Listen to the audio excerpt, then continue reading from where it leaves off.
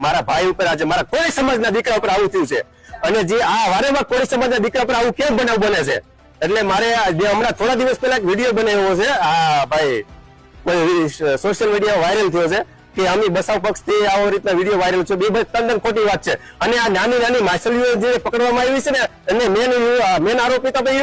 જયેશ છે એને પકડો। તો દર્શક મિત્રો અત્યારે સૌથી પહેલા વાત કરવામાં આવે તો રોયલ રાજા હૂપ તરીકે જાણીતા ભાઈ બરોબર આપણે હૂપ કહીએ એટલે આપણને બધાને ખબર પડી જાય આ તો આપણા રોયલ ભાઈ રાજા। હવે મિત્રો રોયલ રાજાની એન્ટ્રી થઈ ગઈ ભાઈ બગદાણાની અંદર। જી હા મિત્રો વાત કરવામાં આવે તો કીર્તિ પટેલ સાથે જે વિવાદ ચાલી રહ્યો હતો રોયલ રાજાનો એ જ રોયલ રાજા કે જેમની એન્ટ્રી થઈ ગઈ। જે હા મિત્રો વાત કરવામાં આવે તો રોયલ રાજા પણ મિત્રો આમાં આપણને નજર આવી રહ્યા છે સોશિયલ મીડિયા સમક્ષ અને કહી રહ્યા છે કે જે મેન આરોપી છે એ હજુ સુધી નથી પકડાયો। જી હા મિત્રો બધા લોકોને શંકા એક વ્યક્તિ ઉપર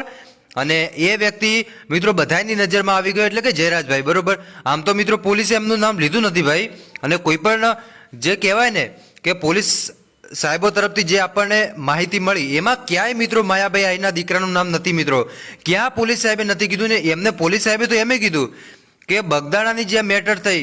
અને માયાભાઈનો આહીરનો દીકરો એટલે કે જયરાજભાઈ એ બંનેને કોઈ કનેક્શન છે જ નહીં ભાઈ। તમે વિચારો કોઈ કનેક્શન છે જ નહીં ભાઈ તો પછી વાત જ પતે ને પણ ના ભાઈ મિત્રો બધા લોકો એમ કહી રહ્યા છે કે ક્યાંક ને ક્યાંક જયરાજભાઈનો હાથ છે ભાઈ અને